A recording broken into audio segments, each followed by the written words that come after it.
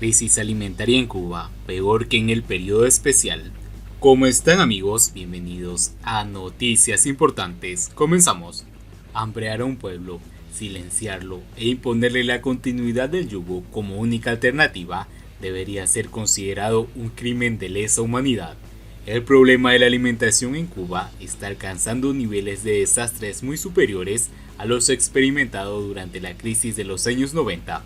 A pesar de la actual diversificación de la economía, el cuentapropismo, las facilidades para viajar y las remesas, 30 años después del debacle financiero, que debió servir al menos para leccionar a los dirigentes del Partido Comunista de Cuba, PCC, la pesadilla nacional sigue sin solución y empeorando a un ritmo que contradice cualquier pretensión oficial de lograr la soberanía alimentaria. El mes de marzo finaliza con un preocupante descenso de la venta de pollo, único cárnico cuya distribución mantenía cierta regularidad, aunque insuficiente para satisfacer la demanda del pueblo, y la desaparición casi por su totalidad de las frutas y viandas de los mercados agropecuarios. Si en el periodo especial los habaneros viajaban a la periferia, que hoy se conoce como Mayabeque y Artemisa, para canjear ropas, zapatos y aseo por sacos de viandas, ahora en pleno siglo XXI, deben hacer dilatadas colas para comprar unas pocas libras de papa o una mano de plátano burro. Coles, zanahoria y algunas otras hortalizas son los productos más asiduos en los puntos de venta, donde el plátano macho se vende a escondidas y una java de boniato con huecos cuesta 30 pesos. Donde quiera que se detiene una carretilla con mercancía, así esté regular o mala, inmediatamente se ve rodeada de gente dispuesta a hurgar en el surtido medio putrefacto hasta encontrar algo aceptable que se pueda comer sin riesgo de sufrir una cagantina o un empacho. No se dicen las noticias, pero la gran mayoría de los cubanos se ha desatendido de la crisis epidemiológica provocada por COVID-19 para poder lidiar con el desafío que supone su propia sobrevivencia. No lo ha dicho ningún ministro, pero la escasez es tan aguda que Cuba debe estar atravesando un paro productivo de proporciones peligrosas, con casi toda su población volcada en las largas filas para poder comprar lo que aparezca, y la totalidad de los recursos en función a una vacuna que sin dudas es necesaria, pero no va a sacarnos del subdesarrollo y probablemente esté causando daños colaterales derivados de la falta de medicinas para controlar los padecimientos que pueden resultar mortales sin la atención y el tratamiento requerido. En lugar de darle espacio y libertad a los productores, el régimen ha redoblado el acoso a los únicos que pueden aportar algún alivio al demacrado bolsillo de los trabajadores. A consecuencia de la persecución, los trabajadores han metido el agro en sus casas y trabajan a escondidas, gracias a la complicidad del barrio, como si ayudar a remediar tanta hambre fuera un delito. No se ha vuelto a hablar del Banco de Fomento Agrícola desde que Alejandro Gil, ministro de Economía, anunciara su creación a inicios de noviembre de 2020 como una importante medida para impulsar el desarrollo del sector agropecuario. A juzgar por la pobreza que se extiende a lo largo y ancho del país, no se ha concretado incentivo alguno para los campesinos y vale señalar que tampoco para los pescadores ni para los ganaderos. Leche líquida o en polvo, yogur, helado, queso, mantequilla son los bienes que los cubanos no han vuelto a degustar, excepto aquellos que poseen divisas o suficiente moneda nacional para pagarlos a precio hiperinflados.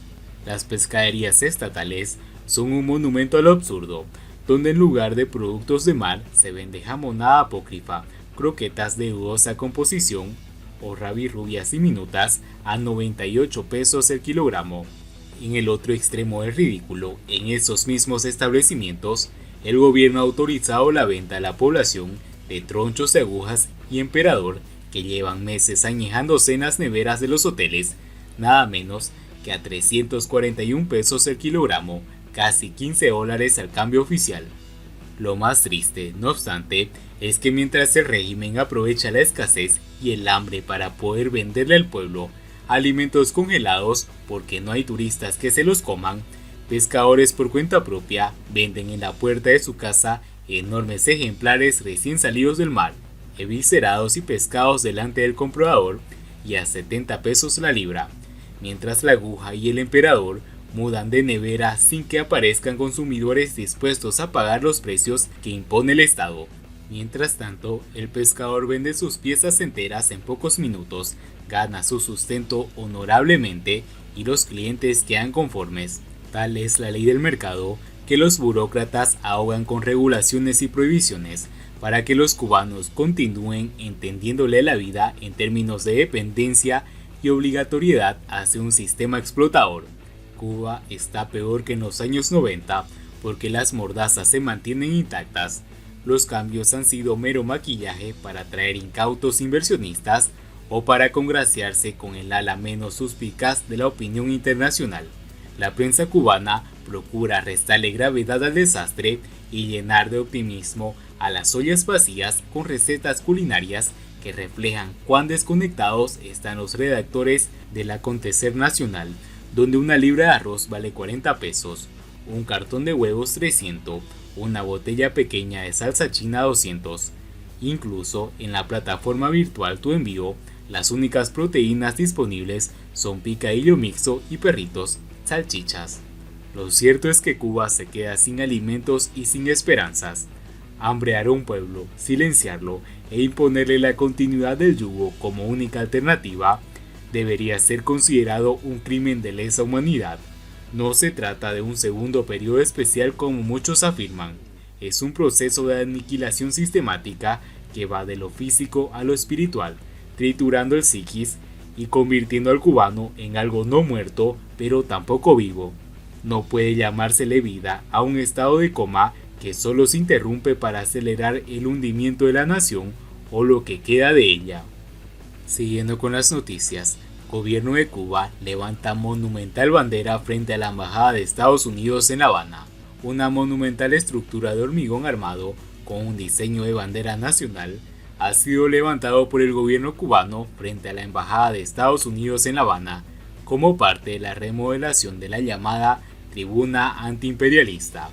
En nuestra tribuna antiimperialista se levanta ya esta monumental obra, nuestra bandera que no ha sido jamás mercenaria, y en la cual resplandece una estrella con más luz, cuanto más solitaria, publicó la empresa de construcción y mantenimiento, ECOM, acompañado de la imagen de la obra. La tribuna antiimperialista José Martí fue una de las tantas ideas de Fidel Castro que implicó un elevado gasto de recursos materiales y horas. La obra comenzó a construirse el 15 de enero del año 2000 y concluyó en 80 días de trabajo ininterrumpidos en los cuales laboraron 1988 obreros, técnicos, arquitectos e ingenieros de varias provincias en jornadas intensas.